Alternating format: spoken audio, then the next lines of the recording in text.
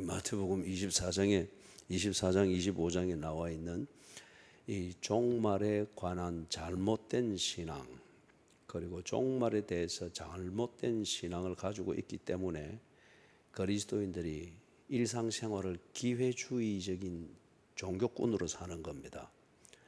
그러니 자꾸 종교적 눈치만 늘어가지고 여기도 뭐하고 저기도 뭐하고 그런 식으로 그러면서 구원받으면 되지 뭐 그렇게 하는데 그게 완전히 자충수를 두는 것이라는 거죠. 예수님 지금 그걸 가르치는 겁니다. 그래서 이 종말에 관한 예수님의 이 바른 가르침은 마태복음 24장 25장에 있고 마가복음 13장에 있고 그리고 누가복음 21장 같은 내용인데 이 성경을 읽는 독자들이 배경이 다르기 때문에 그 눈높이에 맞춰서 또 언어도 그들의 언어로 조금씩 이렇게 해서 전달하고 있기 때문에 이 세 가지가 세 개의 복음서에서 마태, 마가, 누가복음 나오는 게 예수님이 가르친 동일한 것, 종말을 바로 이해하고 종말론적 신앙이라는 그것의 바른 의미가 뭔가를 가르치는 것이 똑같은 주제인데 약간씩 차이가 있는 것은 그런 차이입니다. 마태복음은 유대인 계동자들을 위해서 썼기 때문에 마태복음에는 구약과 유대교 전통이 그런 표현이나 인용이 많이 들어가 있습니다. 유대인 계종자들을 위해 썼기 때문에 마가복음은 로마의 법과 문화에 익숙해 있고 또 그런 문화권에서 살고 있는 사람들에게 복음 전도의 목적으로 썼기 때문에 그래서 아주 실용적입니다. 내용이 아주 실용적이고 실제적인 그런 삶의 표현으로 그렇게 되어 있고 그래서 간결하기도 하죠.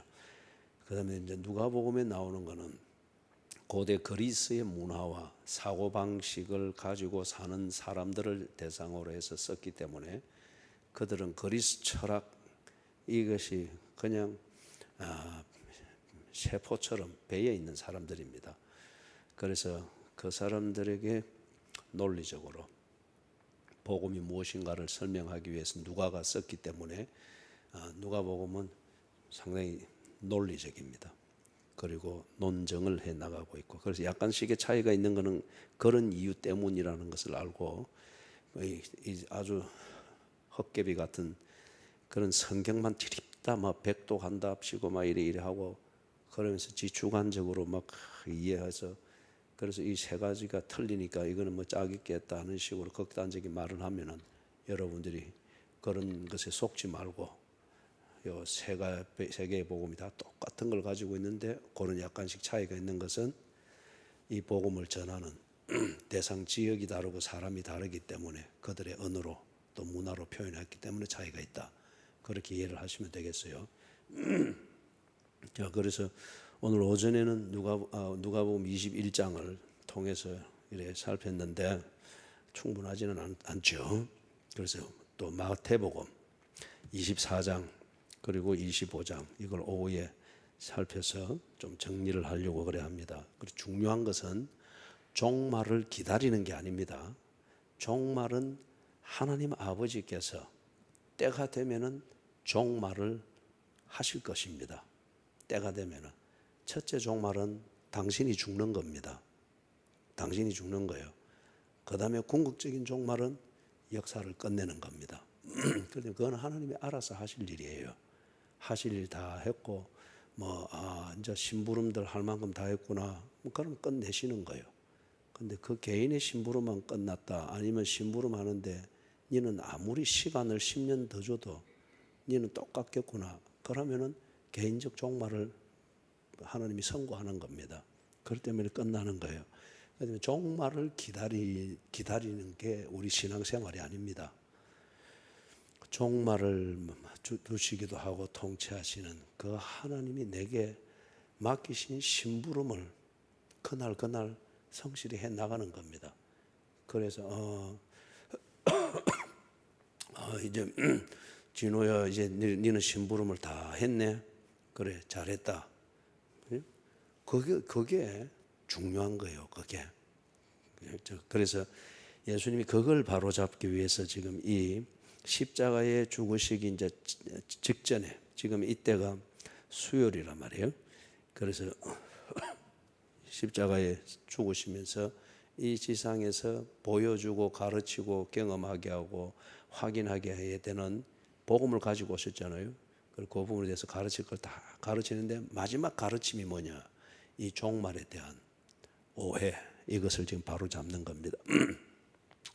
그래서 24장을 보면은 이제 성전 건물들, 그리고 2절에 돌 하나도 돌 위에 남지 않고 다 무너뜨려지리라. 이 부분은 자세히 봤죠. 그 다음에 이제 재난의 징조에 대해서 다 무너뜨려지리라 그렇게 하니, 마태복음에서는 지금 이 자리가 감람산 위에 앉으셨다 그렇게 되어 있죠. 누가복음에는 이게 생략이 되어 있지만은 그래서 제자들이 조용히 나와가지고 살짝 물어봅니다. 이때에 살짝 예수님께 다가와서 이 질문을 하는 사람들은 12명이 전부 다가 아니고 4명으로 봅니다. 예수님의 12제자 중에도 3그룹으로 나누어지거든요. 그 시원찮은 것, 시원찮은 정도와 유익한 정도를 따라서 3그룹으로 나누어지는데, 첫 번째 그 그룹, 예수님께서 아주 정성을 남다르게 더 드렸던 그 첫 번째 그룹 4명은 누구겠습니까? 또요. 안드레. 베드로의 형제가 누구죠? 안드레입니다. 그 다음에 야고보의 형제가 누구죠? 그 예수님께서 이들에게 남다르게 정성을 많이 기울이고 애착을 많이 가졌던 것은 이 뭡니까, 잠재력은 있는데 전혀 그게 개발이 안 되고 본인들도 개발해야 될 걸 모르는 거예요. 자꾸 그 시대만 따라가려고 하는. 그리 되면 여러분, 잠재력이 참 풍부하되 그렇게 되는 경우는 굉장히 어려운 사람입니다. 굉장히 지 생각대로 자꾸 튀기 때문에. 교회에서도 보면은 그런 교인들은 양육하기가 정말 힘들어요. 지 알아서 한다. 근데 그게 다 옳다 생각하고 요리 튀고 조리 튀고, 이게 눈치만 자꾸 늘어났지 성장이 안 돼요. 그 주 앞에 쓸모가 없어요. 그래서 베드로, 야고보, 요한, 안드레, 이 4명에 대해서 하나님이 예수님이 집중했습니다. 그래서 이들이 나중에 보면 그 잠재력이 드디어 깨어나면서 참 중요한 역할을 하죠. 그래서 그러니까 이 사람들이 참 호기심도 많고, 그러니까 언제나 사사건건이 자기 존재감이 확인되어지는 질문과 그것에 대한 예수님의 대답이나 처리, 이걸 항상 염두에 두고 있었죠. 그래서 조용히 와서 예수님께 물어봤습니다. 그래서 오전에 봤던 대로 여기도 딱 나오죠. 질문이, 그들의 관심사가 뭐였습니까? 어느 때입니까? 그리고 무슨 징조가 있겠습니까? 그러니까 이거는 유대교에서 가르쳐왔던, 유대교 종교에서 가르쳐왔던 종말이 몸에 배어 있기 때문에, 그게 구체적으로 뭔지는 모르지만은 종말, 이게 그들 신앙의 하나의 정점처럼 그렇게 되어 있습니다. 그래서 뭐 극단적인 예를 들면은 지 마음대로 살아도 종말이 언제 오고 그 올 때쯤 되면 어떤 징조가 있다, 요것만 알면은 지 실컷 하고 싶은 대로 하다가 그때 돼서 딱 준비를 해서 이렇게 탁 구원을 받는다, 그런 셈이에요. 그죠? 이게 교회 안에도 아주 많죠. 그죠? 그래서 이제 이게 딱 예루살렘 성전이 무너진다 하니까 대반의 거기에 딱 떠오르면서 그 관심사로 옮겨간 거예요. 그래서 어느 때 그리 됩니까? 징조는 어떤 게 있겠습니까? 이게 참 이게 이 베드로, 안드레, 야고보, 요한의 소위 말해서 그게 신앙이다, 이게 중심이 딱 돼 있다면은, 보세요. 3년 동안 예수님의 설교를 바로 발 앞에서 들으면서 따라다녔잖아요. 그래도 꼭 지 하고 싶은 대로 하는 거예요. 그죠? 이게 정말, 그래서 바울도 고린도 교회 교인들에게 고린도서 13장 5절에 보면은 마지막으로 딱 고린도 교회 교인들의 문제 해결을 위해서 네 문제가 무엇인가를 살피라고 했습니다. 그 문제의 원인을 해결하지 않고는 여러분 성령은 우리에게 은혜를 부어주셔도 그 문제가 우리에게 딱 들어있으면 성령의 은혜를 못 받습니다. 변화가 안 돼요. 그죠? 그 교회를 다니면 다닐수록 아직만 강해지는 거죠. 그죠? 그래서 지금 여기 바울이 거기 고린도후서 13장 5절에서 이제 하는 말이 너희가 그리스도 안에 있는가 너희 자신을 시험하고 확정해라. 만일 너희에게 그리스도가 없으면 너희는 버리운 자니라. 그죠? 그렇게 딱 해서 마지막 고린도 문제 많은 교회 갓똑똑이들이 참 많았죠. 거기에. 그런 말은 많고 뭐 이래 알아서 한답시고 하고 뭐 이래 하는데 이게 사무지 그리스도인답게 성숙이 안 되는 거예요. 그죠? 그래서 이러는 것은 이래라, 뭐 부모는 이래 하고 가는 문제는 이래 하고 뭐 하면서 마지막 최종적으로 딱 결론은 그거예요. 네 안에 그리스도가 없으면은 네 절대 그리스도의 말을 안 듣는다. 그렇기 때문에 뭐 이것 하니 저것 하니 그것 가지고 자꾸 가식 떨지 말고 그리고 네 자신도 그리 살면 인생이 피곤하지 않느냐. 자꾸 교회 눈치만 보고 뭐 이리 해서 하는가. 그러지 말고 정말 네가 예수 믿는지 네 안에 그리스도가 있는지 아니면은 유대교의 종교를 통해서 배웠던 그게 네 속에 여전히 믿고 있는 중심에 있는지 살피고 시험하고 확정해라. 그래서 네 안에 그리스도가 없으면 그게 이제 시험하고 확정한다고 하는 것은 우리가 어떤 사건이 있고 상황이 될 때에 그걸 정말 내가 그리스도께서 내게 가르쳐 주신 그 중심으로 고민하고 판단하고 행동하는지 아니면은 그 형편에 맞게 또는 상대방이 원하는 것 막 그 체면을 봐서 그렇게 설거머니 가주는 것 그거예요. 그게 네 자신을 시험하고 확정하라는 겁니다. 이 부산이나 지방에서는 서울로 많이 가죠. 그죠? 공부하러도 가려고 애쓰고 직장도 수도권으로 가고 특히 서울로 가고 그런데 이 교회 젊은이들도 그렇게 많이 빠져나간단 말이에요. 그런데 가서 이렇게 들어보면은 그거는 뭐 이미 한 15년 전 그때만 해도 이걸 들어서 지금은 그게 막 보편화됐을 거예요. 그래 가면은 이제 각자 방을 얻어서 살아야 되니까 불편하단 말이에요. 그래서 이제 또 공부하고 하면서 스트레스 받고 막 이래 하니까 서로 위로도 되고 그래 한다고 저것끼리 동거하는 거예요. 동거하되 남자와 여자가 같이 동거하면서 실제적으로는 꼭 부부 생활처럼 하는 거예요. 그래 하면서 뭐 명분은 있죠. 비용 아낀다. 참 스트레스 받는 서울 유학 생활인데 서로 위로가 된다. 그리고 힘이 되고 같이 그렇게 또 애정의 행각을 하고 이래 하면서 뭐 위로도 받고 스트레스를 푼다. 뭐 이런 저런 거로 해서 그렇게 아주 보편적으로 이 교회에서 기독교 집안에서 자란 젊은 애도 그렇게 되면은 다 그리 하는 거예요. 그렇게 다 그리 하니까 그게 죄의식이 아니고 지혜로운 거에 되는 거예요. 그렇기 때문에 교회에서는 그때부터 성관계, 결혼 없이 그냥 동거 생활하는 거, 이걸 교회에서 가르치고 지도할 힘을 잃어버린 거지. 장로 아들 딸들이 그러고 권사 아들 딸들이 그러고 그래놓고는 뭐 거기서 가서 출세하고 하나님이 보호해 주시고 기도는 냅다 그렇게 한단 말이에요. 그러니 하나님이 그 성전을 허물어야지. 그죠? 그건 완전히 강도의 구렬이지. 그것처럼 그런 상황이 되었을 때에 정말 이게 모태신앙이 아니라 예수 믿는 그리스도인인지 아닌지 그런 상황이 됐을 때 모든 사람들이 다 그리하니까 그게 충분히 그 시대에 지혜로운 것으로 여겨지만 할지라도 내 안에 그리스도가 있고 그리스도께서 너는 그러면 안 된다 하면은 그걸 따를 수 있는 것이 그리스도인이라는 겁니다. 예? 그런데 고린도 교회 교인들이 대개는 육체적 그리스도인이었어요. 그리스도는 주변에 두고 지 중심에는 지 하고 싶은 것, 그것을 둔 거예요.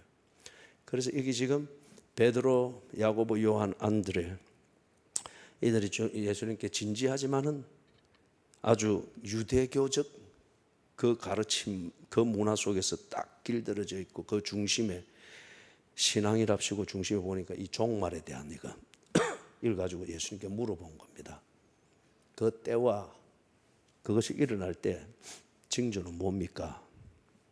그래서 예수님께서 4절에서부터 14절까지 대답을 그래 하시죠. 그래 하는데 짚어볼 요점을 복습 삼아 짚어보는 것은 4절에 보니까 미혹을 받지 않도록 조심하라.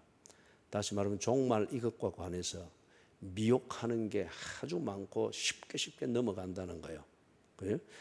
그런데 어떻게 미혹하는가 보니까 특히 내가 그리스도다. 이런 게 많이 나왔잖아요. 내가 그리스도다. 뭐가 여기 가면 성경 말씀을 딱딱 쪼갠다. 뭐 저 가면 불을 받는다. 그래 하는데 그걸 사람들이 그걸 보고 많이 미혹이 된다는 거예요. 왜냐하면은 신앙생활을 잘 하고 싶다는 순수한 바램과 굶주림은 있는데 그러나 그 신앙생활이라고 하는 것과 성경 공부를 지 성향에 맞도록 하고자 하는 이게 있다 보니까 지 성향에 맞는 게 딱 오고 이게 말씀을 쪼개는 거네. 그러면은 막 불인지 물인지도 모르고 미혹한다는 거예요. 그리스도의 이름으로 나타. 그 다음에 6절에서는 난리와 난리의 소문, 천재지변이나 난리나 어떤 이런 것들이 갑자기 일어나고 사고가 막 있고 사람들은 그럼 두려워하잖아요, 그죠? 그러면서 종교를 찾습니다. 그리고 종말이 왔나 해서 이랬었는데 그런데 6절 끝에 보면 이런 일이 있어야 하되 아직 끝은 아니니라. 이런 일이 있어야 돼요. 우리가 이는 살아가면서 당연히 자연과 더불어 살기 때문에 자연에게 일어나는 것 당연히 겪게 되고 죄로 물든 죄에 타락한 인간들과 더불어 우리가 사회를 이루어 살기 때문에 인간은 욕심에서 자유할 수가 없습니다. 그래서 통제가 안 될 때는 전쟁을 해서라도 땅을 더 차지하려고 하죠. 그렇지만 이거는 있을 수 있는 일이에요. 그런데 사람들이 이런 게 주는 공포와 불편함 때문에 종말이 왔다, 곧 종말이 올 것이다 이렇게 갖다 붙인단 말이에요. 그래서 그런 위협을 해서 교회로 막 몰리도록 그래 하고 하는데 그런데 속지 말라는 거예요. 그 뒤에도 이제 뭐 자연재난, 자연재해 이런 것들 쭉 일어나고 그리고 9절에 사람들이 너희를 환난에 이제 박해죠.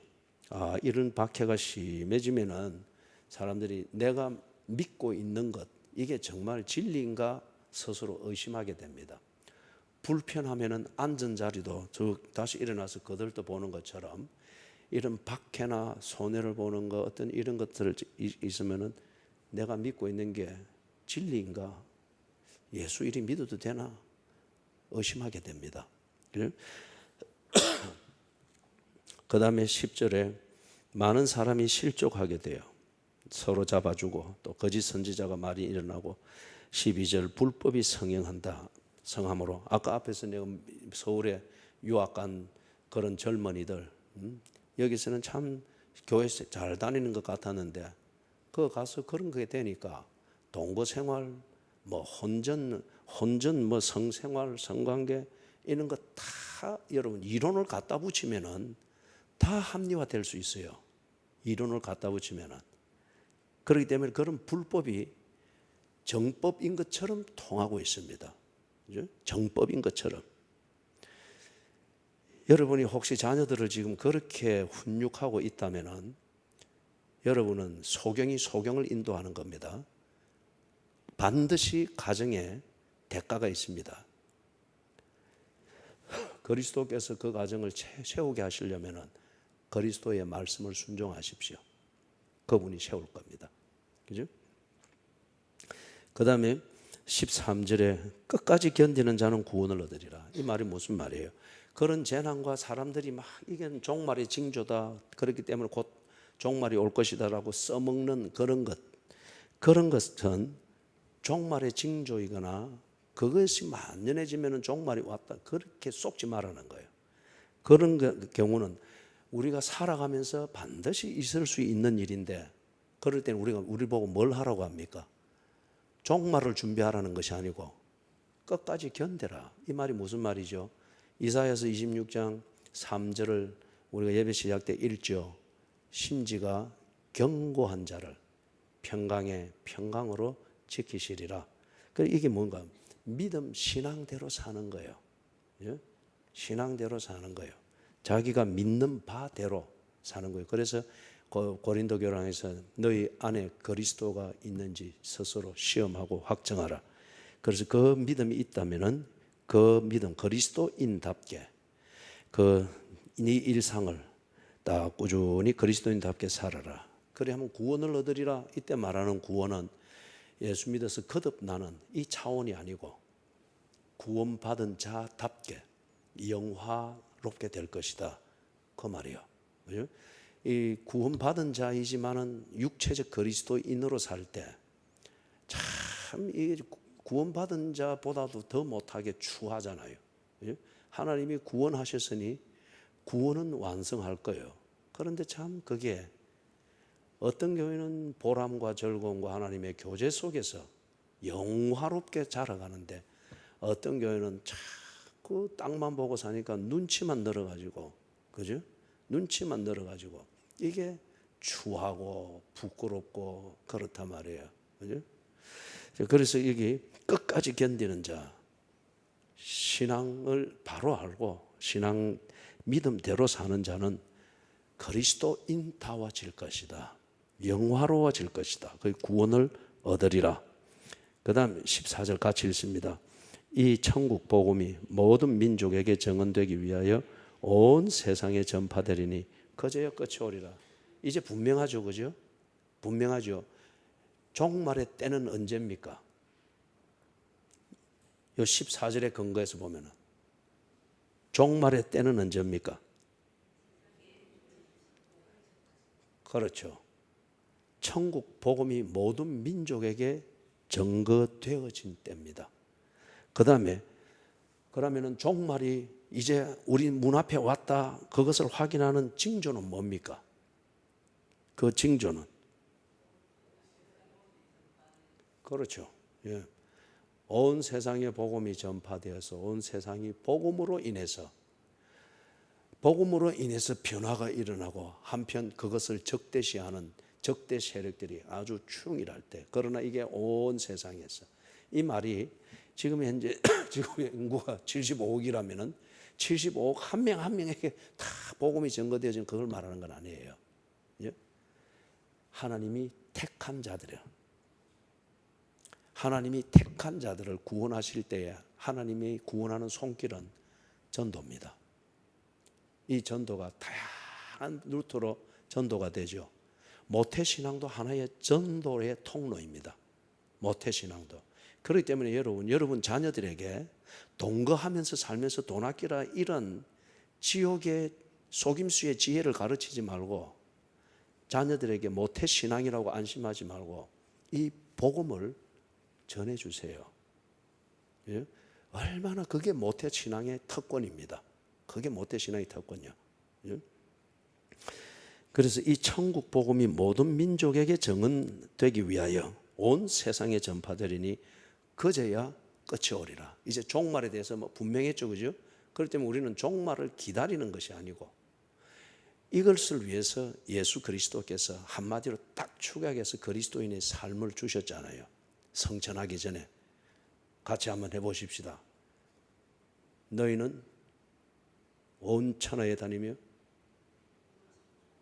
제가 여러분을 실족해 하는 것 같으니까 나중에 댁에 가면은 마가복음 16장 16절에서부터 읽고, 또 마태복음 28장 또 마지막 부분에서 그렇게 또 읽으세요. 그래서 온 천하에 다니며 모든 족속으로 제자를 삼고 아버지와 아들과 성령의 이름으로 세례를 주고 내가 너희에게 가르쳐 분부한 모든 것을 그들에게 가르치라고 했습니다. 이걸 특히 여러분이 부부의 관계에 있을 때, 이거는 정말 특권 중에 특권이잖아요. 부부는 서로에 대해서 열려 있습니다. 모든 것이 열려 있습니다. 그럴 때에 이 복음을 정말 지혜롭게 나누고 전할 수 있는 것. 그 다음에 모태신앙, 그게 특권 중에 특권이죠. 이 복음을 전가할 수 있나, 그죠?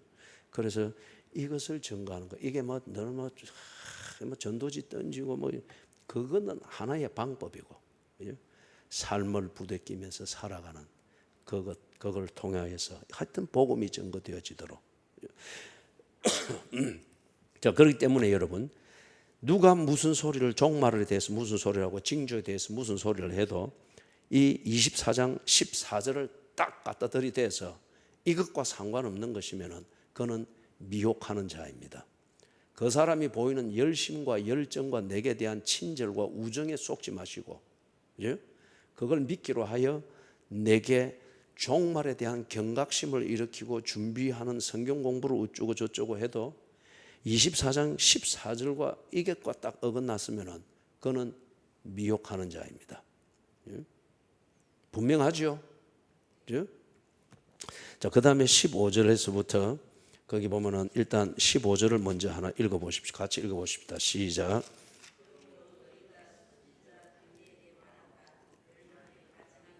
거룩한 곳에 선 것을 보거든 읽는 자는 깨달을진저. 이건 여러분 다니엘서 보면은 그거 나오죠. 머리는 검으로 되고 또 가슴은 또 철로 되고 그 동상에 대해서 나오죠, 그죠? 그래서 떠인 돌이 때려치니까 가루가 되어버렸다. 그런데 요 흉상에 대한 해석을 가지고 특히 이 종말을 강조하는 교회들이나 기도원에서 이걸 얼마나 많이 써먹은지 몰라요. 얼마나 많이. 저도 군대 가기 전에 어머니의 그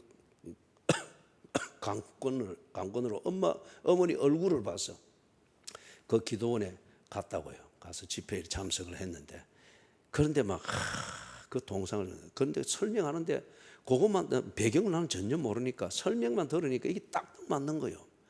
이거는 뭐고, 이거는 뭐고, 이거는 로마 제국이고, 이건 페르시아고, 그 다음에 열 발가락은 유럽 연합이고, 그때 유럽이 연합하는 이걸 만들기를 시작할 때거든요. 막 그러는데 그 말만 들으면 딱딱 맞아 들어가는 거예요. 그죠?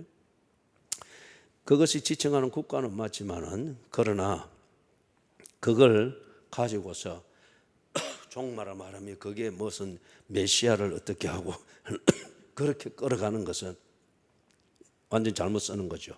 유대교의 신비주의적 종말론이 그런 걸 이용해 먹는 거죠. 그죠? 그래서 그 관로에 읽는 자는 깨달을진저 해놨죠. 지금 그러한 가정한 것이 성전에 섰다는 겁니다.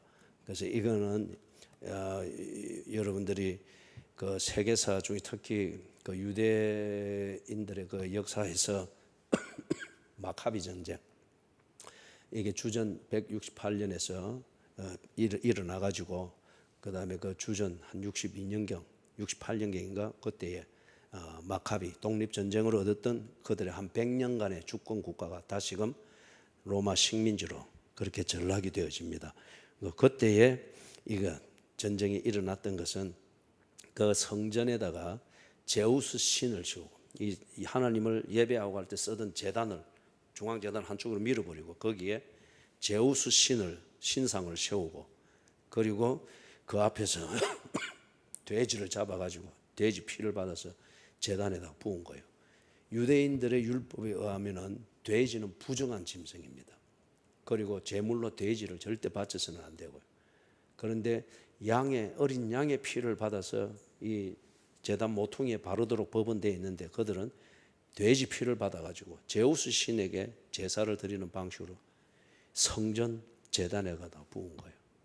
이렇게 하면서 제우스 신을 섬기는 헬라 종교를 방방곡곡에서 퍼뜨리니까 거기 마띠아 그 가문의 아버지가 보고 거기서 절하는 마을 사람 보고 막 죽여버린 거예요. 그것을 집례하는 유대인 제사장을 죽여버린 거예요. 그러면서 독립전쟁이 됐습니다. 그게 로마 그 제국 때에도 지금 이 성전을 훼손하거나 아니면은 로마 황제 숭배 그런 상을 성전에 둘 것을 요구하고 그런 것들이 있단 말이에요. 자, 이리 되면은 그 밑에 이제 전쟁을 말하잖아요. 이리 되면은 유대인들은 이걸 건드리면 유대인들은 못 참거든요. 그래서 유대인들이 66년에 주후 66년에 폭동을 일으켰습니다. 황제 숭배를 강요하고 그걸 성전에다가 갖다 두려고 하는 이 정책에 반대해가지고 열심분자들이 폭동을 일으켜가지고 로마 총독을 죽여버린 거예요. 거기에 유대 전쟁의 발발입니다. 그러면서 이것 봐라, 저거들한테 자치권을 많이 줬는데 이것들이 안 되겠네. 그래서 뽐때를 보인다고 군대가 그리 들어와가지고 3년을 끌면서 나중에 깡그리 회파시킨 거예요. 깡그리 회파시킨 거예요. 그래서 이제 지금 예수님이 이걸 딱 볼 때에 이거는 반드시 전쟁이 일어난다. 성전을 저렇게 할 때에 유대인들이 유대교적 신앙을 가지고 성전의 신성함을 저렇게 침범하는 것을 참지 않는 것을 아니까, 그러면 로마가 가만히 있지 않을 것을 또 아니까 이 전쟁을, 유대 전쟁을 그래서 이렇게 예고를 하는 겁니다. 그 다음에 23절에 보면은 그때에 사람이 너희에게 말하되 보라 그리스도가 여기 있다 저기 있다. 그래서 거짓 그리스도가 많이 나타나는 것을 말하죠. 그런데 여러분, 어려울 때 되면은 종교가 굉장히 혼란해집니다. 교회도 딱 뿌리가 든든하지 않고 온갖 사람만 모아가지고 덩치만 키우려고 하는데 집중한 교회면은 이런 때가 딱 되면 쓰레기장입니다. 그죠? 뭐 기도니 뭐니 그런 난리 법석을 지키셨죠. 그럴 때에 그런 것을 종말이라 여기고, 유대 전쟁이 그렇게 참호가 일어났을 때 그걸 종말이라 여기고, 여기에 구원이 있다 저기에 구원이 있다, 아니면 여기 와서 100일 기도를 해라, 뭔가를 쏟지 말라는 거예요. 그건 종말이 아니라는 겁니다. 그리스도인이 자기의 신앙을 따라 끝까지 견디고 절개를 지키며 지답게 하루하루를 살기가 참 어려운 때일 뿐이지 그게 종말은 아니라는 거예요. 왜 그렇죠? 예수 그리스도의 복음이 아직 유대 전역에도 전거되지를 못했는데, 그죠? 한참 바울이 지둥의 쪽을 돌면서 복음을 전거하고 그렇게 있는데, 예수님 말씀한 대로 복음이 아직 땅끝까지 전파되지를 않았는데 그럴 리가 없죠. 그렇기 때문에 힘들고 공포스럽고 어려울 때에 가짜 종교가 나와서 그게 종말이니까 이래라 저래라 뭐 어쩌라고 하는데 속지 말라는 겁니다. 그러면서 27절에 번개가 동편에서 나서 서편까지 번쩍임 같이 인자의 임함도 그러하리라. 죽음이 있는 곳에는 독수리들이 모일 것이니라. 그래서 27절에서 말하는 이것, 번개가 동편에 나서 서편까지 임한다. 이거는 온 곳에서 번개의 그 상호 현상을 딱 볼 수 있는 거잖아요. 그죠?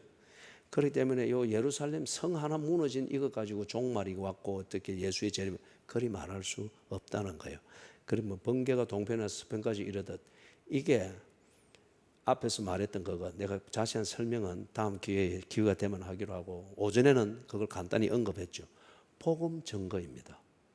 나중에 여러분 다 이 복음이 증거되어지는 걸 볼 때에 이 그리스도인들이 어떤 사람은 사도가 되어서, 어떤 사람은 선지자가 되어서, 어떤 사람은 전도자가 되어서, 어떤 사람은 목사가 되어서, 어떤 사람은 교사가 되어서 곳곳으로 기하급수적으로 흩어지면서 복음을 전하잖아요. 그래서 처음에는 예루살렘에서 시작된 이게 나중에는 흑해 주변에도, 그리고 트라이안 주변에 달마디아 지방, 그리고 로마, 여기서 더 서쪽으로 가면서 영국, 거기서 더 서쪽으로 지금은 아시아 전역에까지, 밀림 구석구석에까지 꼭 번개가 동편에 나서 서편에서 번쩍이는 것, 이것처럼 복음이 온 지구를 지금은 돌고 있단 말이에요. 그죠? 그래서 그 마지막에 있는 것, 죽음이 있는 곳에는 독수리들이 모일 것이니라. 이거는 무슨 말인가? 유대 전쟁 70년에 일어나는 그것은 유대 전쟁. 이거는 로마 제국이 유대를 식민 정책에 따라서 그렇게 황폐화시키는 전쟁이고, 유대인들은 성전을 지키고 예루살렘 성, 이걸 하나님의 성이라 믿고 그걸 지키기 위해서 결사항전하는 그것으로 일어나는 전쟁일 뿐이지 이거는 종말 사건이 아니다. 그걸 말하는 거예요. 죽음이 있는 곳에는, 이거 뭐 죽은 시체가 있는 곳에는 100만 명이 죽었어요. 오전에 말했던 것처럼 핏빛으로 물들었어요. 그죠? 그래서 햇빛이 그 빛을 통해서 우리는 온 색깔들을 구별하여 보는데, 그때 예루살렘은 햇빛 아래 핏빛만 보게 되는 거죠. 그러니까 해도 빛을 잃고 그런 셈이죠. 그래서 죽음, 시체, 죽음이 있는 곳에는 왜 이 죽음이 가득하게 됐죠? 시체들이 독수리들이 먹을 것이니라. 로마 군대의 문장이 독수리입니다. 로마 군대에 딱 보면은 행진하고 할 때 보면은 이게 깃발처럼 된 이걸 뭡니까? 문장을 들고 딱 가는 병사 보이죠? 거기에 독수리가 딱 새겨져 있어요. 독수리. 그래서 로마 군대의 상징이 독수리였습니다. 그럼 독수리들이 모일 것이니라. 이 로마 군대가 쳐들어와서 이 전쟁을 일으키는 것, 이것으로 인해서 그게 결사항전하던 예루살렘 성에 집결하여 모인 유대인들이 죽음이 되어 있다는 거죠. 시체들이 되어 있다. 그렇기 때문에 그거는 종말 사건이 아니고 예수가 재림하는 징조로서의 사건이 아니고, 그것은 정치, 문화 이것에 의해서 다른 민족 간에 일어나는 전쟁일 뿐이다. 거기에서 그리스도인들이, 너희들이 정말 하나님의 자녀들이면은 거기에서도 변함없이 하나님 자녀답게 처신을 하는 것, 이것이 주제다. 그걸 지금 예수님 말씀하시는 것이고, 그 후에 그날 환란 후에 즉시 해가 어두워지며 달이 빛을 내는, 이거는 이제 아까 핏빛 그것을 이야기했습니다. 그런 죽음이 쌓여 있는 예루살렘 성인데 보름달이 뜬들 그 달빛에 의존하여서 길을 찾아가겠습니까? 뭘 가겠습니까? 그 달빛이 얼마나 흉흉하고 스산하겠어요. 별들이 하늘에서 떨어지며 하늘의 권능들이 흔들리리라. 그래서 그때 인자의 징조가 하늘에서 보이겠고, 그때 땅의 모든 족속들이 통곡하며 그들이 인자가 구름을 타고 능력과 영광으로 오는 것을 보리라.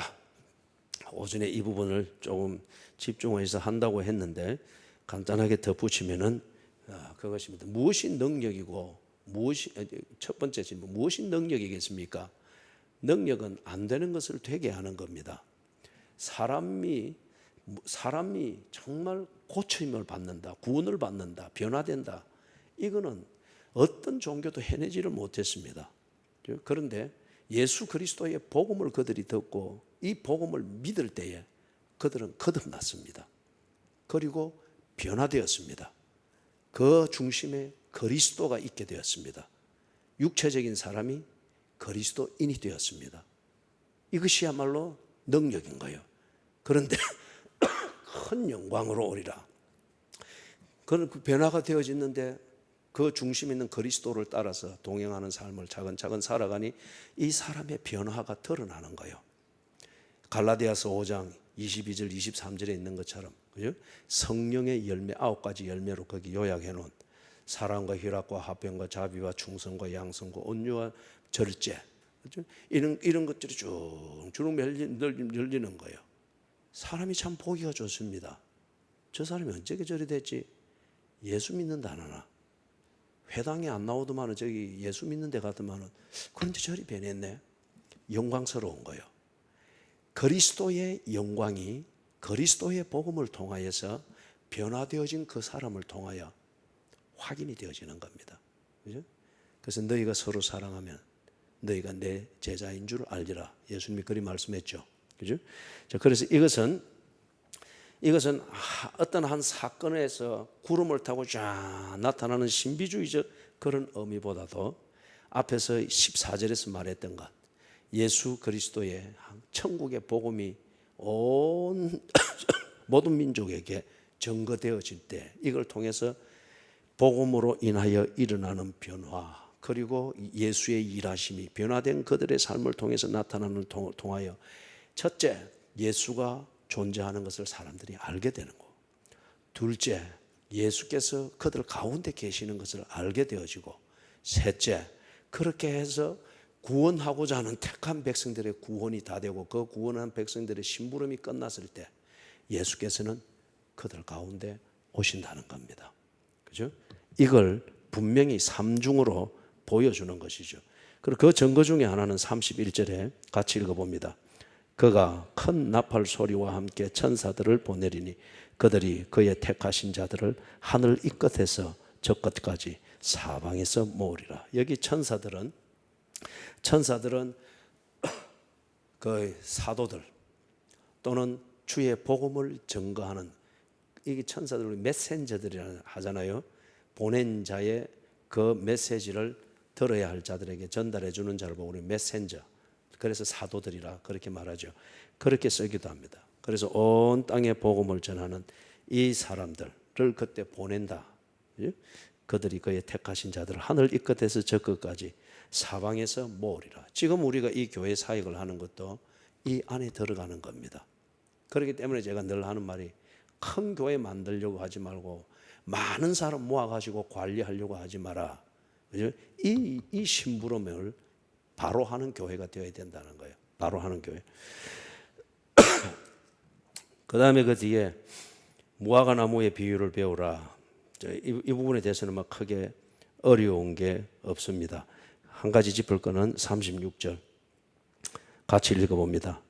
그 날과 그 때는 아무도 모르나니 하늘의 천사들도 아들도 모르고 오직 아버지만 아시느니라.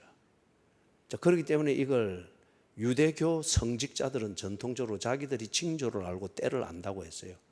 그래서 이런 것 저런 것 갖다 대면서 해석해가지고 요 때가 재림의 때고 그때는 이런 징조가 있을 거니까 이렇게 준비하고 그때는 헌금을 다 갖다 바치고 뭐 땅에 두고 이런 식으로 미혹을 한 거예요.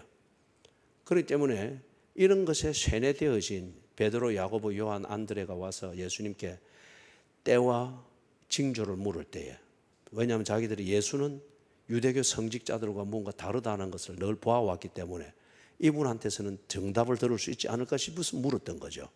그런데 예수님은 그 때를 압니까 모릅니까? 여기 모른다고 되어 있잖아요. 누구만 안다고 되어 있습니까? 아버지만 아신다고 되어 있는 거예요. 그렇기 때문에 누구도 징조를 말하고 때를 말할 수 있는 사람이 없습니다. 그죠? 그거는 아버지 하나님이 알아서 하실 일이고, 그리고 아버지만 알고 계신다 하기 때문에 종말은 반드시 있고 반드시 옵니다. 그죠? 반드시 있고 반드시 옵니다. 그러나 그것을 알고 이리 하는 것은 우리 소관이 아니에요. 그거 모른다고 해서 구원받고 그리스도인답게 사는데 아무 지장 없다는 거예요. 오히려 그것에 집착하는 것 때문에 많은 그리스도인들이 실족게 되었고 지금 저 신천지에 몰려 앉아가지고, 그죠? 그렇게들 하고 있잖아요.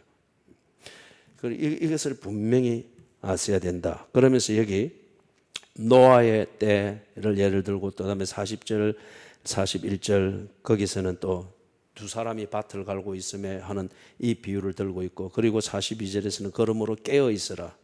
그리고 44절에서는 이러므로 너희도 준비하고 있으라. 생각하지 않은 때에 인자가 오리라. 그죠? 그리고 이게 전번에 마가복음 강의할 때 이 40절, 41절에 나오는 이 내용을, 마가복음에 나오는 내용을 가지고 자세히 이야기를 했습니다. 이렇게 보니까 부부가 언제나 탁 잘 때 손을 잡고 자는 부부가 있어요. 나도 손을 잡고 자려고 하니까 그러니까 이 뭐 도망을 가버려서, 그래 뭐 도망가는 것보다는 그래도 옆에 누워 있는 게 좋겠다 싶어서 손을 안 잡는데, 손을 잡고 있는데 다음날 일어나니까 손을 잡고 있는 남편의 커다란 손 아래에 있던 자그마한 이 손의 주인공이 아내는 죽어 있더라는 거예요. 남편은 일어나 새날을 보는데 아내는 남편의 손 안에서 그냥 여전히 밤이 되더라는 거예요. 한 사람은 데려감을 당하되 한 사람은 버려둠을 당하리라. 이게 이제 종말에서는 어떻게 되는 거예요? 다 예수를 믿은 것 같고 같은 교인이었던 것 같은데, 그죠? 뒤에 보면 이제 이 심판이 나와요. 딱 보니까 나는 네 모른다. 나는 네 모른다. 너는 내 사람이었지. 한 사람은 데려감을 두고 한 사람은 버림을 둠을 당한다. 이 심판의 정확한 그림이 우리의 사별입니다. 사별. 그죠? 부부지만 우리가 같이 가는 거야 하지만 그래 됩니까? 안 된단 말이에요. 그죠? 제가 볼 때도 우리 김성일 집사님은 꼭 같이 가고 싶어 하는데 서 권사님이 네 먼저 가 좀 그래 하고. 이게 정확한 그림입니다. 종말이 그렇다는 겁니다. 자, 그러면서 거기 뒤에 45절 여기서 이제 이 예수님이 그렇기 때문에 어떻게 살아라. 오늘 우리가 오전에는 누가복음 21장 그 마지막에 3절에서부터 36절에 나왔던 그 내용과 같은 거죠. 45절 같이 한번 읽어보십시다. 충성되고 지혜 있는 종이 되어 주인에게 그 집 사람들을 맡아 때를 따라 양식을 나눠줄 자가 누구냐? 주인이 올 때에 그 종이 이렇게 하는 것을 보면 그 종이 복이 있으리로다. 그죠? 자, 이게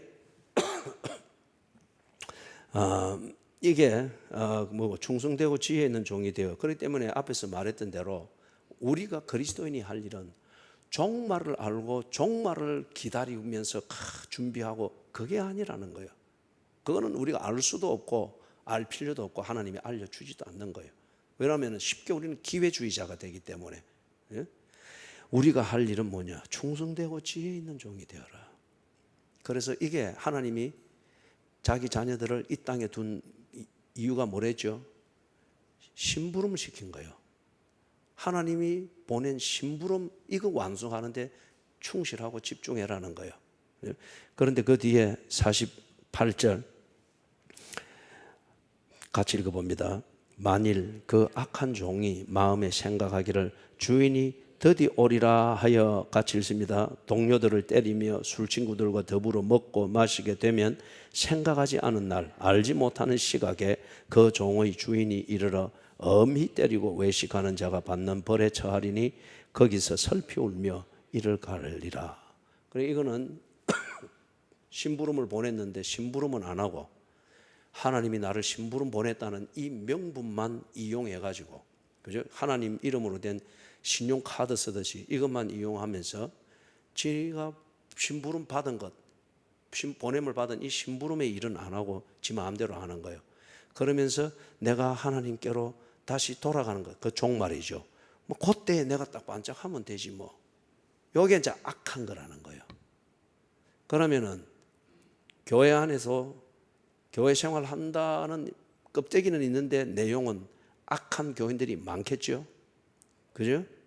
기도 한번 했다 치고 한 주 내내 또 지 마음대로 하나님 이름 빌어서 뭐 또 지 마음대로 많겠죠.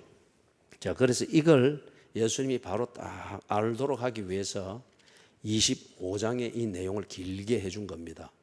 그래서 이게 누가복음에는 이게 안 나옵니다. 생략이 됐어요. 그죠?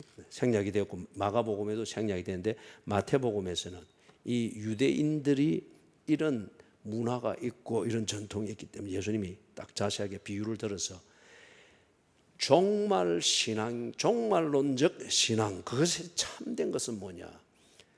그리스도인답게, 다시 말해서 나를 구원해서 이 땅에서 하나님의 심부름을 하라고 나를 이 땅에 보내어서 은혜 주시는 그분의 뜻을 받들어서 하루하루 그리스도인의 삶을 제대로 충실하게 사는 것, 그게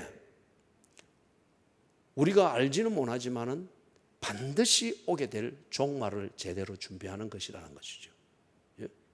종말의 징조를 알기 때문에가 아니고 하나님의 심부름, 종말이 되기 전에 하나님이 택한 자들을 구원하는 이 일을 위해서 내가 받은 그 심부름을 충실히 하는 것, 그게 올바른 종말의 준비다 하는 이걸 말하기 위하여서 세 가지 그걸 들은 겁니다. 그래서 첫 번째 들었던 열처녀 비유, 이 비유는 잘 알죠. 거기 보면은 두 부류가 나옵니다. 열처녀인데 3절에 미련한 자, 그 다음에 4절에 설기 있는 자. 미련한 자는 이게 유대인 결혼 풍습이 이래요. 다 되면 저녁 되면은 이제 신랑이 말을 타고 옵니다. 그 사람 일행들과 함께. 그러면은 신부의 친구들은 기다리고 있다가 신랑이 온다 이래 하면은 나가서 등불을 밝혀주는 겁니다. 그리고는 이제 결혼식에 참여해서 신부 덜러리로서 그 결혼식을 즐기는 이게 이제 풍습입니다. 그러면은 이 신부 덜러리들은 아주 긴장도 되고 또 막 설레기도 하겠죠. 그래서 그 역할을 잘 하려면은 밤에 신랑을 맞이할 준비를 해야 돼요. 그 중에 특히 중요한 게 등불을 준비를 해야 됩니다. 등을 켜려면 기름이 있어야 되는데 이 중에 5은 그때 올 때쯤 되면 하지 뭐 지금 피곤한데 좀 자야 되겠다. 아주 합리적이죠. 그죠? 서울 유학 가가지고 뭐 스트레스 풀고 경비 아끼기 위해서 뭐 동거 생활하면서 뭐 그리 하듯이 설기롭게 지혜롭게 보이죠.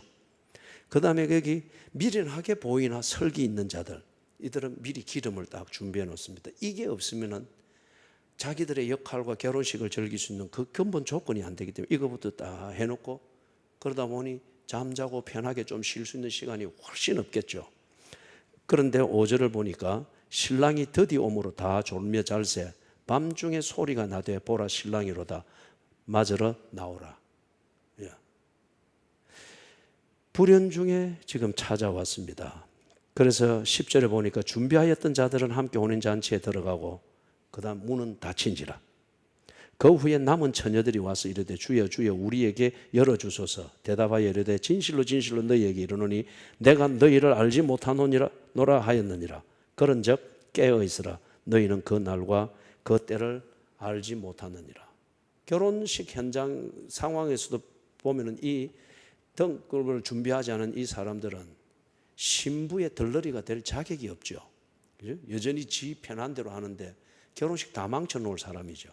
그것에 비유해가지고 지금 요 아주 약삭 빠르게 종말의 때를 알고 종말의 징조를 알면은 거기에 맞춰서 나를 준비해서 종말에 쏙 들어가면 되지 뭐.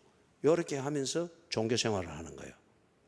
예수님의 말씀은 그렇게 하지 마라. 그거는 아버지 하나님을 바로 믿는 것이 아니다. 그렇기 때문에 이 종말의 때와 징조를 감추었다 이렇게 말할 수 있는 거죠.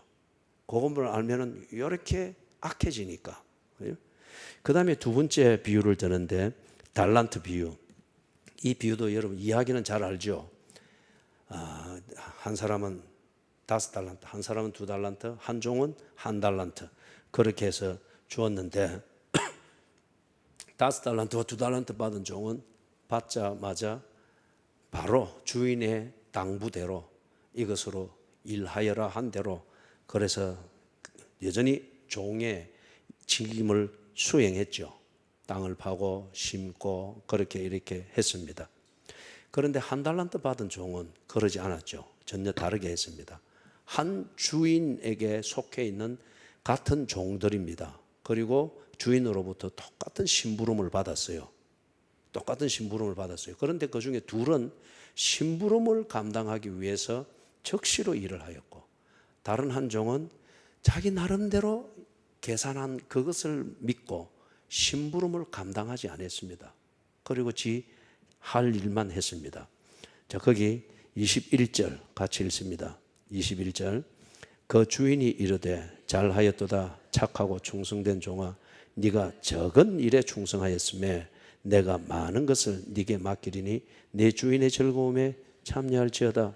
거기 보면은 네가 작은 일에 충성하였음에 이 작은 일이라고 하는 게 종말을 지금 바로 종말에 대한 오해를 바로잡는 예수님의 이 말씀의 맥락에서 보면은 그리스도인의 일상생활입니다. 그리스도인의 교회 생활입니다. 그리스도인의 예배 생활입니다. 예? 여러분 교회 한번 왔다 안 왔다 이거 뭐 사람들은 크게 표 안 나는 일일 수 있어요. 표 안 나는 일일 수 있어요. 작은 일이죠. 그러나 어떤 교인에게는 이걸 위하여서 목숨을 겁니다. 이 작은 일, 이것에 있어서도 내게 예배 잘 드리라. 그렇기 때문에 하나님은 예배하는 자를 찾고 있잖아요. 그죠? 예배하는 자를 찾고 있는데 그 사람이 있어야 할 자리에 어떤 때는 있다가 어떤 때는 없다가 없는 이유는 보면은 별것 아닌 그것 가지고서 그러고서 이 예배 드림을 사소하게 여기고 작은 일로 여기서 작게 가치 있게 그렇게 해버릴 때에 예배하는 자를 찾으시는 하나님 앞에는 그거는 정말 큰 일이에요. 그죠? 예배하는 자를 찾으시는 하나님께는. 그렇기 때문에 이게 지금 강조하는 게 네가 적은 일에 충성하였으니 일상생활입니다. 그런데 이 1달란트 받은 종은 종말을 준비해서 종말에 합격하면 되지 뭐. 이거는 엄청나게 큰 일이죠. 그래서 이 엄청나게 큰 일, 예를 들면 40일 금식 기도 한번 하면은 뭐 한번 마음 잡고 회개하지 뭐. 이런 큰 일을 상상하면서 작은 일들을 아주 심부름을 보낸 주인의 뜻을 의고 지 마음대로 한단 말이에요. 한번 잘하면 되지 뭐. 큰일 한번 하면 되지 뭐. 크게 한번 헌금하면 되지 뭐. 그런 그것을 해서 작은 일들을 아주 무가치하게 여기고 지 맘대로 하는 거예요. 그래서 지금 이 주인이 5달란트, 2달란트 받은 이 사람들 많이 남겼다 이거 가지고 칭찬하는 게 아니잖아요. 그죠? 그거는 하나의 열매고, 주인이 당부한 심부름에 있어서 가타부타하지 않고 주인의 명령을 따라야 될 종의 신분을 다 잊지 않고 그 일에 충성하였다는 거예요. 이게 지혜라는 겁니다. 이게 지혜라는 거예요. 그죠? 그래서 그렇게 한 것은 이 주인에게 있어서는 정말 작은 일이 아니라 정말 기쁨이 되고 주인이 기뻐하는 큰 일이라는 거예요. 그래서 아까 앞에서 하나님께서 예배하는 자를 찾으시느니라, 40일 금식하는 자를 찾으시느니라, 그게 아니에요. 그죠? 예배하는 자를 찾으시느니라, 신령과 진정으로 예배하는 자를 찾으시나. 정말 신령과 진정으로 하나님을 예배함이 있다고 하면은 여러분 아직 해결 안 된 한 주의 뭐 프로그램과 예배하는 시간 두고 갈등 안 합니다. 신령과 진정으로 예배한다면. 그죠? 늘 이 갈등이 있기 때문에 예배도 도둑맞고 일은 일대로 안 되고 사람의 인격은 자꾸 눈치만 보면서 다니는 그런 비루한 그런 인격이 되어버린단 말이에요. 그래서 적은 일입니다. 그러나 이걸 통해서 주인은 큰 그 충성심을 보고 그 다음에 맡기는 심부름은 능히 감당해낼 수 있는 그의 지혜를 본 겁니다. 그래서 저는 우리 교인들이 자꾸 자기를 비하하지 않기를 바라요. 여러분은 참 지혜로운 분이에요. 총명한 분들입니다. 그걸 뭐 학벌을 가지고 따지고 뭘 그래 하지 마시라고. 그 자체가 비참한 거예요. 지혜는 학벌의 문제가 아닙니다. 지혜는 내가 누구인 줄 알고 내 위치를 알고 지금 내가 해야 될 것, 이것을 알고 꾸준히 처신해 나가는 것, 그게 지혜입니다. 여러분은 그런 면에서 참 지혜롭고 총명해요. 그러다 거기다가 우리 여성 교인들은 또 아주 아름답게까지 하지요. 그죠? 그렇기 때문에 여러분이 이런 헛개비 같은 소리에 귀를 기울여 가지고 내 속에 있는 열등감을 채우고 감추어 보려고 스스로 어리석은 짓을 하지 마라 말이에요. 그죠? 주인은 충성스럽고 지혜로운 사람을 보며 주인은 감동합니다. 지금 여기 있는 거죠. 그래서 그 뒤에 보십시오. 한 달란트 받은 자 26절. 자, 이것도 같이 한번 읽읍시다. 26절 27절 시작. 악하고 게으른 종아, 같이 읽습니다. 시작. 그 주인이 대답하여 이르되 악하고 게으른 종아, 나는 심지 않은 데서 거두고 해치지 않은 데서 모으는 줄로 네가 알았느냐? 그러면 네가 마땅히 내 돈을 취리하는 자들에게나 맡겼다가 내가 돌아와서 내 원금과 이자를 받게 하였을 것이니라 하고, 이거 우리 머나 비유할 때 이 부분에 우리가 좀 설명을 했죠. 이 한 달란트 받은 자, 이 종은 정말 악한 종이에요. 그죠? 요거는 지가 주인의 심부름 하지 아니한 것을 정당화하기 위해서 지 이론을 만든 겁니다. 거기다가 그 이론이 주인을 완전히 왜곡시켜 버린 거예요. 주인은 심지 않은 데서 거두고 또 뭐 해치지 않은 데서 모으는 종, 그런 사람 아닙니까? 그래서 괜히 내가 했다가 이거 잃어버리면 안 될 것 같아서 그대로 두었습니다. 지를 합리화하면서 그러기 위해서 주인을 그런 사람으로 매도해버린 거예요. 그죠? 그래서 지금 이 주인이 28절 29절에서 딱 이걸 반문을 한 거예요. 네가 정말 그리 생각했느냐? 그게 네 진심이냐? 그렇다면 네가 내 종인데 그리고 나를 이렇게 아는 것이 네 진심일 것 같으면은 그래도 주인에게 이익이 있도록 하기 위해서 네가 이익이 있도록 하는 무언가를 했을 것이지 않느냐? 그러면 이 취리하는 자들은 돈놀이하는 자들이에요. 그죠? 거기에 다단계에서 하듯이 거기에 맡기면은 그 사람이 이 돈 이용해서 벌고 거기에 대한 이문을 네게 주었으면은 그러면 내가 해치지 않은 데서도 모으는 것이지 않느냐? 그리고 주인에게 이익을 끼치고자 했던 네 생각이 진실이라고 내가 믿을 수 있지 않느냐?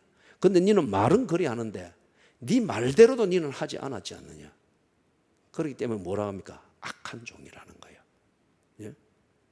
여러분, 절대 변명과 구실로 여러분이 작은 것을 탐하면서 하나님의 말씀을 왜곡하고 뭐 하나님은 사랑인데 어쩌고 하고 절대 그러지 마십시오. 그거는 악한 겁니다. 여러분의 중심이 안 그런데 그러면은 여러분 지금 잘못된 것에 물들어가고 있는 거예요. 점점 물들다 보면 내가 그런 사람이 됩니다. 예? 절대 이게 악한 종이라는 말을 들어서는 안 됩니다. 못했을 때는 이래서 못했습니다. 하나님 내게 지혜를 주시고 깨닫는 마음 주십시오. 그런데 하나님 내가 꼭 이런 일을 만나면은 꼭 나는 이렇게 삽니다. 이래서는 안 되는 줄 알지만은 내가 이걸 정리를 못하기 때문에 내가 이런 변명을 또 하게 됩니다. 이것을 극복할 수 있는 힘을 주십시오. 아니면 환경을 바꿔 주십시오. 아니면 내게 그런 감각 자체가 없도록 좀 나를 바꿔 주십시오. 솔직해야 합니다. 요한 1서 1장 8절에 보면은 하나님은 미쁘시고 어려우셔서 만일 우리가 자기의 죄를 자백하면 하나님은 어떻게 하신다고요? 그 죄를 용서해 주신다고 했습니다. 그런데 지금 여기 비유에서 보는 것처럼 하나님을 이런 사람으로 싹 매도해가지고 그래서 지가 하지 않은 것을 합리화하고자 이렇게 할 때에 이는 악한 종이 됩니다. 용서 못 받습니다. 예? 절대 여러분이 하는 습관을 미화시키고 합리화시키려고 성경을 뒤틀지 마십시오. 어줌짱게 듣고 여러분 그 형편에 성향에 딱 맞기 때문에 마음에 딱 둔 그걸 가지고 여러분을 합리화하고 변명을 만드는 데 쓰지 마십시오. 악한 사람이라 하나님이 판단하면은 끝입니다. 내가 아무리 흉악한 악인이라 할지라도 십자가에 그 노임 받은 바라바라 할지라도 뒤에 회개하잖아요. 죄를 자백하면은 그리고 하나님의 은혜를 구하면 용서받습니다. 만일 우리가 우리의 죄를 자백하면 저는 미쁘시고 어려우사 우리의 죄를 사하여 주실 것이요. 하나님의 약속이에요. 그러나 이렇게 할 때는 악한 종이죠. 이게 그래서 30절에 보니까 같이 읽어봅니다. 이 무익한 종을 바깥 어두운 데로 내쫓으라. 거기서 슬피 울며 이를 갈리라 하니라. 용서받을 죄인이 가는 곳이 아니에요. 여기는 악한 자들이 가는 곳입니다. 하나님을 뒤틀어서라도 내 성향을 꼭 고집하며 이게 성경이다, 이게 하나님 뜻이다 주장하는 자들이 가는 곳입니다. 이런 것을 우리가 삶에서 우리의 생활에서 하나님이 몇 번이고 맛보게 하면서 경고를 하시죠. 그럴 때에 알아듣는 자가 지혜로운 자입니다. 자, 그래서 이 달란트 비유에서는 이 종말이 그건 아버지만이 아시니까 그 때가 반드시 오는데 그때까지 이 그리스도인들이 바로 사는 종말론적 신앙은 뭐냐? 그거는 일상의 생활을 그리스도인들의 이 일상의 생활을 그리스도인답게 제대로 하루하루 바로 살아나가는 것. 그게 종말의 때가 있기 전까지 우리가 살아야 될 바른 삶이라는 것입니다. 그런데 많은 교인들이 이걸 거부합니다. 그들은 종말을 준비하면 되지 뭐 그렇게 하면서 일상생활은 지 하고 싶은 대로 합니다. 악한 자입니다. 그렇게 하지 말라는 거예요. 예수님이 지금 가르치는 게. 그럼 마지막 한 가지 예수님이 지금 하는 게 31절에서부터 마지막인데 31절에서부터 33절을 우리가 같이 읽어보십시다. 인자가 자기 영광으로 모든 천사와 함께 올 때에 자기 영광의 보좌에 앉으리니 모든 민족을 그 앞에 모으고 각각 구분하기를 목자가 양과 염소를 구분하는 것 같이 하여 양은 그 오른편에 왼손은 왼편에 두리라. 이거는 예수님의 재림과 심판은 반드시 있습니다. 그래서 그 때와 징조를 알려고 하지 말라는 거예요. 그래서 악인이 되지 마라. 그걸 지금 예수님이 가르치면서 마지막으로 그들에게 딱 주시를 시킨 게 재림과 심판은 반드시 있을 것이다. 그 시기는 아버지 하나님만이 아시고 아버지 하나님이 그 때가 되었다. 그럴 때 나는 올 것이다. 와서 뭘 한답니까? 심판을 한답니다. 심판은 반드시 있어야 되죠. 그죠? 우리에게도 선한 자가 있고 악한 자가 있고 그 다음에 주를 위해서 살고자 하는 자가 있고 주를 이용해 먹는 악한 자가 있고, 그러니 하나님이 심판하는 것은 공평한 겁니다. 반드시 심판하는 겁니다. 그래서 양에 비유한 이 어인들은 어떻게 한다고요? 천국에 드린답니다. 하나님의 나라. 그리고 염소에 비유되어지는 이 악한 자들은 어떻게 한다고 합니까? 지옥으로 들어간다고 합니다. 그래서 46절 마지막에 보니까 그들은 영벌에, 어인들은 영생에 들어가리라 하시니라. 그런데 여기 보니까 36절에 내가 줄일 때에 너희가 먹을 것을 주었고 목마를 때에 마시게 하였고 나그네 되었을 때에 영접하였고 헐벗었을 때에 옷을 입혔고 병들었을 때에 돌보았고 옥에 갇혔을 때에 와서 보았느니라. 이에 어인들이 대답하되 이르되 주여 우리가 어느 때에 주께서 줄이신 것을 보고 음식을 대접하였으며 목마르신 것을 보고 마시게 하였나이까? 어느 때에 나그네 되신 것을 보고 영접하였으며 헐벗으신 것을 보고 옷 입혔나이까? 어느 때에 병드신 것이나 옥에 갇히신 것을 보고 가서 배웠나이까? 하리니 임금이 대답하여 이르시되, 같이 읽습니다. 내가 진실로 너희에게 이르노니 너희가 여기 내 형제 중에 지극히 작은 자 하나에게 한 것이 곧 내게 한 것이니라. 나왔죠, 그죠? 종말을 준비한다 하는 이것은 그리스도인의 그 올바른 신앙 고백에 따라서 일상의 삶을 바로 사는 겁니다. 여러분, 이것도 듣고 사는 것은 지 마음대로 살면서 뭐 누군가에 좀 기분 나면 또 하면 뭐 돈 좀 도와주고 뭐 밥 한번 해주고 막 그런 것을 뭐 선을 그래 행했다. 그게 아니에요. 그런 선을 행하는 것은 바리새인들이 엄청나게 잘했어요. 그렇지만은 예수 앞에 쫓겨났죠. 그죠? 이런 도덕적인 차원에서 선을 한번 행하고 뭐 한번 이래 기분 또 이래 해서 뭐 한다고 이래 뭐 또 선교지에 뭐 좀 하고 그런 게 아니에요. 그런 게 아니에요. 그리스도인의 일상의 삶을 바로 사는 겁니다. 그리스도인의 일상의 삶을 바로 살면은 예수의 마음이 느껴져요. 예수의 마음이 나를 심부름시키고자 하는 예수의 마음이 느껴집니다. 그럴 때에 내가 꼭 도와줘야 될 사람이 보입니다. 내 호주머니에 달랑달랑하지만 과부의 둘레돈 같으나 그것을 먼저 쓰고 먼저 필요한 사람이 보입니다. 기꺼이 주는 겁니다. 그런 선을 말하는 거예요. 그런 선을. 선심성을 말하는 게 아니에요. 여러분이 앞으로 우리 교회에서 이런 선심성을 행하면서 이래 뭘 하는 거 속으면 안 됩니다. 공돈을 받아서 교회 재정 채우려고 하지 마시고, 그리고 우리 교회 뭐 행사가 있을 때 할 수만 있으면 정해진 교회 예산으로 하세요. 불쑥 뭐 교회도 잘 안 나오고 교회 생활도 뭐 엉망으로 하면서 그럴 때 한 번씩 선심성에 뭐 이렇게 뭘 헌금을 한답시고 이래 하고 받아서는 안 돼요. 그죠? 교회 재정에 좀이나 동록이 행하는 것이 되어서는 안 됩니다. 귀한 헌금으로 할 수 있도록. 그리고 그게 없으면은 그런 프로그램 안 하면 돼요.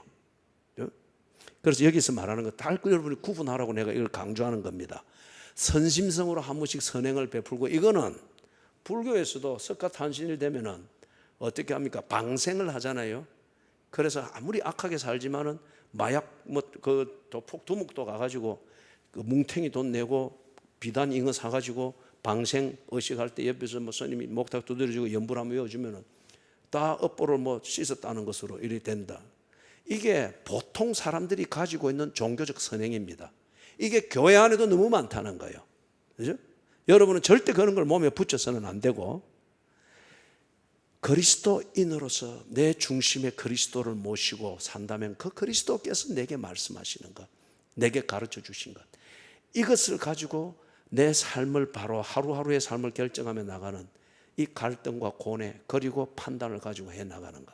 그럴 때에 여러분, 내가 가지고 있는 게 둘레돈 뿐이지만은 이건 먹고 이제는 나는 굶어 죽을 수밖에 없는 밀가루 한 줌과 들기름 조금 있지만은 나보다 더 시급한 사람이 보이고, 나보다는 저 사람이 먹으면은 이건 먹고 저 사람이 주의 심부름을 완성하는데 더 유용하겠구나 나눌 수가 있어요.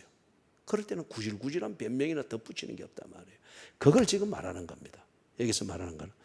그래서 41절 이하에서 말하는 것은 그런 것을 하지 않는 것, 사람들. 조금 전에 말했던 제 말을 전체적으로 이해를 하면 됩니다. 아나니아도 삽비라도 보세요. 엄청난 헌금을 했지만은, 액수는 엄청난 것을 했지만은 그 자리에서 바로 죽었습니다. 성령이 친히 죽으니라. 또 아내가 와서 또 똑같은 짓을 하고 있으니까 그도 죽으니라. 예? 그렇기 때문에 45절, 46절 같이 읽습니다. 이에 임금이 대답하여 이르시되 내가 진실로 너희에게 이르노니 이 지극히 작은 자 하나에게 하지 아니한 것이 곧 내게 하지 아니한 것이니라 하시리니 그들은 영벌에 의인들은 영생에 들어가리라 하시니라. 아멘. 그렇기 때문에 여러분, 여기서 하나님의 심부름을 하는 하나님의 자녀들은 이미 하나님과의 관계 속에 있기 때문에 심부름이 끝나는 그 시간, 종말에 내가 있던 곳으로 가는 거예요. 그죠? 작업복인 육체는 벗고 이제 그 영생에라는 이 가정에서 사는 새 옷, 부활의 몸을 입고 들어가는 거예요. 반면에 여기에서 악인으로 살았다, 악한 종으로 살았다, 그들은 여기서 악인이었기 때문에 악인들이 모여있는 곳, 더 이상 그러나 하나님은 이용할 수 없는 그곳으로 가는 거예요. 우리는 그것을 보고 지옥이라 그리 말을 하는 겁니다. 그렇기 때문에 여러분, 예수님께서 여기서 비유 25장에서 비유를 가지고 말씀하시는 첫 번째 열천의 비유는 종말의 때와 징조에 집착해가지고 그리스도인의 일상적인 삶을 무시하지 말아라. 이 종말과 종말의 징조를 이용하면서 일상의 삶을 무시하지 말아라. 달란트 비유에서는 이 그리스도인의 일상생활을 거부하는 그러한 교인들이 많이 있습니다. 그리스도인의 행세를 하기는 하지만은 실속은 불신앙의 삶을 사는 거예요. 한 달란트만. 그게 이제 악인이죠. 종말은 그런 것이, 종말을 기다리면서 사는 그리스도인의 삶은 그런 것이 아니다. 그 다음에 마지막에 말했던 것은 예수님이 탁 못을 박습니다. 아버지만 아시는 그 시간, 그 때가 되면은 인자, 즉 메시아는 반드시 다시 올 거다. 와서 뭘 하는가? 심판을 한다. 의로운 자는 의로운 자로, 악인은 악인으로, 그렇게 해서 공평한 심판을 해서 종결을 지을 것이다. 그러면서 이 조용히 물으러 온 베드로, 야고보, 요한, 안드레에게 하는 말은 뭡니까? 그들 눈높이에서 표현하면 정신 차리고 신앙생활 똑바로 해라. 종교꾼 되지 말고, 그리고 종말에 무언가를 큰 거 한번 해가지고 잘 준비해서 회딱 들어간다, 그런 종교꾼의 말에 속지 말고 신앙생활 똑바로 해라. 신앙생활 똑바로 하는 것은 하루하루를 그리스도인답게 똑바로 사는 것이다.